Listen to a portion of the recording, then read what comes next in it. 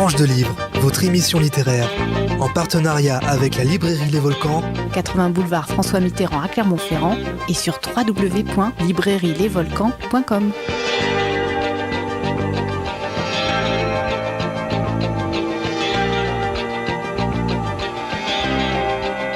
Bonjour à toutes et à tous. Tranche de livre, votre rendez-vous hebdomadaire sur Radio Arverne 100.2. Une émission qui précède la notoriété mais ne la suit pas. Notoriété que nous souhaitons à notre invité du jour, Alain Cadéot, avec qui nous allons rester pendant une demi-heure pour évoquer son roman « Chaque seconde est un murmure » aux éditions Mercure de France qui, je le rappelle, est dans la sphère des éditions Gallimard. L'histoire, c'est celle du jeune Iwil qui a rompu toute attache familiale après un accident de voiture. Depuis 2 ans, ou un peu moins, ou une éternité, il marche. Il prend des trains, des bus, il fait du stop, il s'agrippe à la route comme un scarabée vert ayant replié ses élytres. Il croise les humains, parle à peine avec eux, n'étant pas d'un naturel très liant. Il lui arrive parfois de rester 1 ou 2 jours en leur compagnie, mais c'est plus fort que lui, il repart assez vite. C'est curieux, il n'a aucune mémoire, ou plutôt des trous, grands et veloutés comme des ailes de papillon. Il avance, au hasard des routes, et tout s'efface derrière lui. Et les pas d'Iwil l'emmènent à Luzin-Bapar, un coin perdu, retiré, où il fait la rencontre de Laston, un homme au sourire permanent, accompagné d'une meute de chiens féroces. Et Laston le conduit chez lui. Iwil va faire la connaissance de Sarah, la femme de Laston, plus jeune que son hôte. Dans cet accident, il a perdu tout son amour, la seule personne, à part sa sœur, qui le comprenait et qui l'aimait pour ce qu'il était. Bref, Iwil, je dirais I will, comme volonté en anglais, il veut rester debout, bouger, vivre, pour ne pas dire survivre et devenir un homme, quand on a 19 ans et qu'on est bègue. Voilà un roman lourd d'émotions et d'humanité. C'est mon coup de cœur de cette rentrée. Je parle bien sûr de la mienne, évidemment. Bonjour Alain Cadéot. Monsieur Delorme, bonjour. Oui, merci d'avoir répondu à notre invitation dans notre émission Tranche de livre pour évoquer le destin d'Iwil dans Chaque seconde est un murmure, je rappelle, publié par les Mercure de France et sorti en librairie au premier semestre 2016. Alors, selon la tradition de l'émission, je présente l'auteur. Vous n'en êtes pas à votre premier roman, puisque vous avez écrit, je crois, 6 romans, dont le dernier est Zoé, et 2 pièces de théâtre en faisant l'impasse sur les nombreux textes que vous avez commis. Je ne me trompe pas. Oui, enfin, à peu près, oui. Je les compte pas, je vous dirai. Oui, j'étais surpris par votre fécondité. Vous étiez d'ailleurs professeur de français. Et oui, j'ai eu une partie de ma vie. J'ai fait toutes sortes de métiers. Oui. Et vous vivez dans le Midi, de la France, au pays du soleil et des cigales, si je ne m'abuse. Et du Mistral. Alors, on va passer au vif du sujet, rentrer dans le jeu. Quel est le déclic qui a pu vous pousser à écrire ce livre ? Écoutez, ça c'est un grand mystère, mais je pense que je ne suis pas le seul écrivain à penser ça. Je ne sais pas s'il y a forcément un déclic, hein, mais je pense que c'est toujours une démarche étonnante. D'abord, me concernant, moi j'écris tous les jours. Et puis, pour moi, un livre est un peu un sentier de traverse, si vous voulez. Hein. Il y a l'écriture, le travail sur l'écriture quotidien, et brutalement s'impose à moi la nécessité, je dirais, de raconter une histoire. Bien que j'aime beaucoup raconter des histoires aux enfants, j'aime moins en raconter aux adultes. Mais comment ça m'est venu, celle-là en particulier, je crois que c'est toujours cette notion je suis très attaché à la marche et à tout ce que la marche peut susciter. Voilà, donc je crois que c'est un peu parti là-dessus, sur un endroit que je ne cherche pas à définir, qui peut se passer absolument n'importe où, et que j'appelle d'ailleurs Luzin-Bapar, hein, qui est un nom à consonance indienne peut-être, mais ça m'est venu comme ça, j'ai pas réfléchi. Et là-dessus, je place ce personnage qui est un vagabond, si vous voulez. Hein. J'aime assez ce côté vagabondage les vagabonds sous les étoiles. Voilà, c'est un petit peu cette idée qui me fait démarrer, parce qu'au fond, je pense que l'humain a besoin aussi de sortir de ce qu'on appelle le réel pour commencer son marathon personnel dans l'imaginaire. Voilà. Alors, Voilà quelle a été l'idée de départ, si vous voulez. Pour rebondir justement sur votre propos, le titre de votre roman, Chaque seconde est un murmure, résume pour moi toute une philosophie de l'existence de par sa densité, d'une part, et le contenu du livre, pour moi, il ferait un malheur en audio, tellement il est musical par la richesse des mots. Alors, est-ce que c'est un combat contre la pauvreté du langage ? Oh, ce serait un peu vaniteux de ma part de dire ça. Non, si vous voulez, je crois l'avoir souvent dit, mais c'est pas grave, je vais le redire. Je crois aux mots qui sont, comment dire, une sorte d'incantation. Hein. Et c'est vrai que quelquefois, mais vous vous en rendez compte, vous aussi, je crois, vous avez été enseignant, lorsque nous pratiquons mal les mots, nous ne sommes pas entendus. Ça ne veut pas dire être compris. Là, il s'agit d'entendre.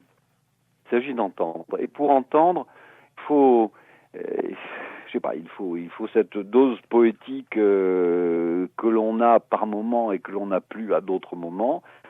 Et puis, il faut surtout réussir cette approche de ce que nous ressentons comme étant une perfection. Et là, il se passe quelque chose au niveau de celui, vous avez raison, qui écoute, qui entend, comme de celui qui lit. Mais c'est vrai que c'est un texte, j'ai envie de dire, à psalmodier, mais bon, moi-même, je pratique ça, c'est-à-dire je lis souvent en haute voix ce que je viens d'écrire. Ça m'est très nécessaire. C'est un peu comme la musique, d'ailleurs, vous voyez, c'est la même chose pour moi. Je pense qu'une partition musicale, celui qui écrit une partition musicale entend ce qu'il est en train d'écrire, et quelquefois il doit même tonner ce qu'il est en train d'écrire. De la même manière, bon, je pense que certains écrivains ont besoin de lire à haute voix ce qu'ils viennent de dire. Et il faut que ça colle, quoi. Il faut que ça transmette quelque chose. Ça peut foirer à un mot près quelquefois. Hein. Donc c'est véritablement un ajustage permanent. Voilà, c'est tout ce que je pourrais dire sur ce type de travail. Alors vous êtes sur une radio à dominante musicale, et oui. Il est vrai que si on regarde bien les rapports qu'il peut y avoir entre les lettres et les notes, on trouve 26 lettres dans l'alphabet, 7 notes principales de musique, et c'est vrai que les octaves permettent de moduler l'émotion dans la partition. Ça, c'est déjà un constat que j'ai fait. Ce qui est étonnant, c'est que les écrivains arrivent avec si peu de mots, et les musiciens avec si peu de notes, à sortir des ouvrages tous différents les uns des autres. Ça, votre livre, il sort du lot parce que il a la confluence en fait du genre littéral et du genre musical. Oui. Alors j'ai réfléchi à la question. Je me suis dit, mais il y a la neuro-imagerie qui a montré que lire les mots et non pas les entendre, ça activait une zone délimitée de notre encéphale, et il avait une aire cérébrale de la lecture. Oui. Et c'est vrai que si on regarde bien, l'écriture n'a été inventée qu'il n'y a que 5400 ans, et que jusqu'à présent, il n'y avait qu'une petite fraction de l'humanité qui apprenait à lire. Alors, voilà, je crois que c'est très, très juste ce que vous dites. Je crois qu'on est passé, si vous voulez, il y a plus de, évidemment, 5-6 000 ans, de l'incantation, de l'incantatoire, à la tentation de graver ce que l'on formulait, ce que l'on chantait, ce que l'on psalmodiait. Et c'est vrai que il nous manque, en tous les cas, ce retour à l'incantatoire. Parce que l'incantatoire a des vertus, on le sait là aussi, puisque vous me parlez de neurologie, bon, on sait parfaitement, si vous voulez, mais les moines le savent, les moines zen le savent depuis une éternité également, prononcer les mots d'une certaine manière, certaines sonorités, effectivement, peuvent, calmer, guérir, paraît-il, pour certains, etc. Donc je crois qu'effectivement, le mot a nécessité d'être prononcé. Et d'ailleurs, c'est à ce propos qu'on dit souvent méfie-toi de ce que tu prononces, parce qu'il y a des mots sacrés auxquels il ne faut pas toucher. Enfin bref, il y a toute une alchimie, pour ne pas dire une sorcellerie évocatoire. Hein, c'est Rimbaud qui parlait d'une sorcellerie évocatoire, qu'il est fascinant, si vous voulez, au moment. Et je crois qu'il n'y a que la poésie et donc la musique, parce qu'effectivement, vous avez raison de les rapprocher. Ce sont les deux cousins adorés, hein, qui permettent cette sorcellerie évocatoire et donc cette jubilation très particulière, mais de l'individu comme du monde. Hein. Moi, je pense que le monde a besoin de poésie et de musique. Oui, ça c'est évident. Hein. Et pour se construire, justement, par rapport à ce que vous disiez dans votre introduction, ça amène naturellement ma question. Vous me demandez quelle cible de lecteur vous aviez. Et vous avez partiellement répondu à ma question. Je m'explique. Est-ce que c'est les parents? Est-ce que ce sont les enfants? Les deux à la fois? Ou alors les individus qui se cherchent dans un mouvement perpétuel qui va les condamner un petit peu à l'instar des cyclistes à pédaler pour ne pas tomber. Parce qu'en fait, on va rentrer dans le mouvement de votre roman, on va s'apercevoir que les gens partent en avant, fuient en avant. On va aller chercher le terme. Écoutez, là, c'est difficile de vous répondre. Quels sont mes lecteurs? je ne sais pas trop. Je ne sais pas trop. C'est difficile pour moi de vous répondre à cela. Mais c'est un roman qui peut être lu, on est bien d'accord. C'est pareil, moi je vous dirais que mes auditeurs, je ne suis pas capable de compter le nombre d'auditeurs que nous avons en ce moment. Voilà, oui. Voilà, ça c'est une certitude. Mais est-ce on peut être abordable, et votre livre est très abordable pour des jeunes gens qui vont retrouver la vraie poésie des mots. Oui, mais je pense que... Enfin bon, c'est pas moi qui vais vous dire que je suis inabordable. Moi, il me semble que, puisque je parlais de poésie tout à l'heure, je pense qu'une certaine écriture, dite de sensibilité profonde et sincère, ne peut que passer. Alors je vous dis, je vais me répéter, mais bien sûr, ça ne sera pas peut-être... on n'est plus dans un exercice de logique, là. Hein. On est dans un exercice de transmission par l'utilisation de certains mots qui, mis bout à bout, touchent à ce que j'appellerais une sorte d'inconscient collectif. Donc effectivement, si j'ai des gens qui me lisent, je pense qu'ils ont tous les âges, en tous les cas des âges capables de lire, mais je ne pense pas avoir un public particulier ou des lecteurs particuliers, si ce n'est, il faut évidemment qu'ils aient cette sensibilité particulière qui, vous le savez, manque cruellement à beaucoup de nos contemporains. Enfin, c'est une particulière sensibilité, c'est une façon d'appréhender le monde. Mais comment ne pas être sensible enfin, j'imagine que vous sortez autant que moi. Moi, je peux être dans un bistrot n'importe où, dans n'importe quel coin du monde. Dès que vous sentez que vous avez affaire à un être vivant d'une absolue sincérité qui pratique son langage et peu importe ce qu'il dit, vous êtes touché. C'est ça que je veux dire. Hein. Au même titre qu'un chant d'oiseau, d'ailleurs, c'est la même chose, hein, puisqu'on parlait de musique. Bon, moi, tout à fait. Et votre héros, pour rappeler le contexte livre, est bègue. Et je me posais la question, est-ce qu'on ne serait pas bègue dans nos âmes pour exprimer avec difficulté nos propres sentiments? Est-ce qu'on n'est pas des bègues? Bien sûr. Alors, je vous rassure, il paraît que Moïse était bègue. Hein.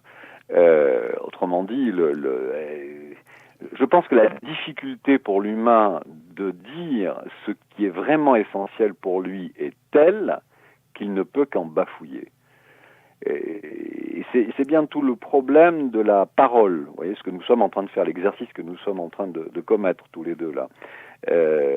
La parole, je vous dirais que moi je suis dans un brouillard permanent lorsque je m'adresse à quelqu'un. Mais il y a cette musicalité des mots une fois de plus, l'intonation, et il y a bien sûr le timbre de la voix aussi. Hein. Là, on parle de communication, hein. Mais au fond, nous cherchons tous nos mots. Hein. Alors, l'écrivain, c'est vraiment quelqu'un qui a une position à la fois souffrante et extrêmement privilégiée, parce que lui, dans son silence, il cherche ces mots et il doit, petit poussé rêveur, les trouver pour retrouver son chemin, si je puis dire. Mais il est dans son silence. Hein. Mais dès que nous nous adressons à quelqu'un ou à cet autre nous-mêmes pour nous avouer des choses inavouables, pour nous, pour nous, je sais pas, pour toucher du doigt ce que nous sommes vraiment, vous avez raison, nous devenons bègues, bien sûr. Et le héros du livre est dans un état de résilience parce que il va lutter contre l'absence. Est-ce qu'il a vraiment un remède contre l'absence? Écoutez, est-ce qu'il y a un remède contre l'absence? Je pense que d'ailleurs c'est ce qui va déclencher chez ce personnage d'Iwill, ou Iwill, c'est au choix, cette volonté de marcher. Je pense que la marche, par exemple, puisque nous en parlions au début de notre conversation, c'est une manière, le vieux Rousseau déjà le savait dans ses rêveries du promeneur solitaire, mais va déclencher, si vous voulez, une sorte de rythmique qui peut calmer un être qui est en souffrance, par exemple. Hein. Le vagabond, le vagalame, enfin si vous voulez, puisque je parlais de vagabond tout à l'heure. Hein. Et puis il y a tout ce qui va se présenter sous nos pas, sous nos yeux, un insecte, une fleur, ce que nous trouvons au bord des chemins, des nuits extraordinaires, des plateaux, des routes, des sentiers, et cette espèce d'ivresse de la liberté, si vous voulez, qui d'une certaine façon va nous aider à guérir, va nous aider à oui, peut-être à rebondir, à repartir d'un autre pied. Rebondir, je sais pas, mais la vie extérieure est un baume, B-A-U-M-E, permanent. Voilà. Mais encore faut-il savoir regarder, encore faut-il savoir entendre, encore faut-il savoir caresser. Et c'est vrai que la nature, en cela, est un remède magnifique, hein, parce que c'est l'endroit, si vous voulez, où vous pouvez, c'est un mot qui est un peu à la mode, mais tant pis, je vais l'employer, où on peut se ressourcer. C'est très beau ce mot finalement, se ressourcer. C'est-à-dire revenir à la source, hein, se tremper dans cette espèce de bain de jouvence qui fait que vous allez sortir de là lavé, nettoyer, pur, et pouvoir effectivement repartir. Hein. Le héros du livre, d'ailleurs, tient, curieusement, pour nos auditeurs, je le précise, il tient un livre de contes, pas de contes C-O-N-T-E-S, mais de contes C-O-M-P-T-E-S, à savoir un bouquin de comptabilité, comme s'il faisait le bilan de sa propre existence. Oui. Alors ça, il faut quand même expliquer un peu, parce qu'effectivement, ce personnage qui marche, un jour va, une nuit très exactement, tomber sur un endroit absolument désertique. Il entend des chiens qui aboient, et là, il va être accueilli par un couple étrange qui sont entourés de chiens. Il y a bien une 50aine de chiens, plus ou moins féroces d'ailleurs. Et celle qui le reçoit, Sarah, qui est une très belle femme d'une 30aine d'années, comprend que cet être est on le dit aujourd'hui en déshérence, voilà. Bon, et elle lui dit non, tu ne vas pas repartir, tu vas rester, et tu ne repartiras que lorsque tu auras rempli ce cahier que je vais te donner. Et elle lui tend un cahier, et ce sont ces grands cahiers de comptes d'une époque là. Avec des coins en cuivre, etc., etc. Et alors il est très embêté parce que lui déteste être prisonnier d'une certaine manière, mais comme il respecte ce contrat, effectivement, il va remplir ce cahier de sa joie, de sa souffrance et de tout ce qui lui traverse l'esprit. Voilà. Une manière de se libérer par l'écriture. Pardon ? Une manière de se libérer par l'écriture. En libérant, c'est parce que il est un peu introverti, assez solitaire, et c'est une sorte de thérapie qu'il va faire, parce qu'en l'écriture, c'est une thérapie. Oui, enfin, oui, bien sûr, non, mais bien entendu. Enfin, pourquoi ne pas considérer effectivement que l'écriture est une forme de thérapie ? Moi, c'est le mot soin. Oui, mais pourquoi pas, oui. En ce qui le concerne, en tous les cas, moi je crois que c'est important. Se délivrer du non-dit, se délivrer de ce qui bouillonne en nous, avec ce bégaiement dont vous parliez tout à l'heure, parce qu'au fond, à qui confier ce qui est fondamental pour chacun d'entre nous ? Qui est capable d'entendre chacun d'entre nous ? Qui est capable d'entendre la souffrance des humains ? Qui est capable de la recevoir ? Donc le cahier, c'est le lieu, l'endroit, et donc là, on ne peut qu'inviter les gens à écrire pour eux-mêmes, bien entendu. Je crois qu'il faut toujours n'écrire que pour soi-même, déjà. Après, si ça devient autre chose, tant mieux, mais ça doit pas être une obsession, quoi. C'est vrai que le cahier, enfin la page, moi je suis un peu antédiluvien, parce qu'aujourd'hui, c'est plutôt des moyens technologiques qu'on utilise. Mais bon, moi je tiens à cette rythmique particulière de la main, du cerveau, de la main, de la page, de l'encre. Bon, pour moi, c'est très satisfaisant. C'est ma marche à moi aussi, c'est ma marche intérieure, ça.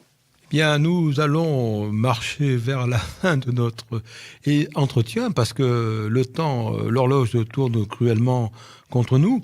Juste une petite question avant que l'on puisse se séparer. Le pays, là, le trou perdu, est un trou imaginaire. Et je pense que vous avez certainement voulu préserver l'anonymat des lieux pour éviter peut-être une recherche pèlerine, quelque chose comme ça, quoi. Non, pas du tout. Non, je vous ai dit au début, j'avais choisi d'être insitué géographiquement, absolument. Je ne me complais que dans l'insituation. Je n'aime pas trop le côté... j'aime les terres de rêve, au fond. Voilà, nulle part ailleurs. Oui. Le nulle part de l'imaginaire, on va dire. Alain Cadéot, moi je vais vous remercier pour le temps merci, que vous avez bien voulu nous accorder. Je vais quand même rappeler à nos auditeurs que le titre du roman, Chaque seconde est un murmure, est disponible pour 14 € dans toutes les bonnes librairies, aussi sur commande auprès de notre partenaire, la librairie Les Volcans, pour nos amis de l'agglomération.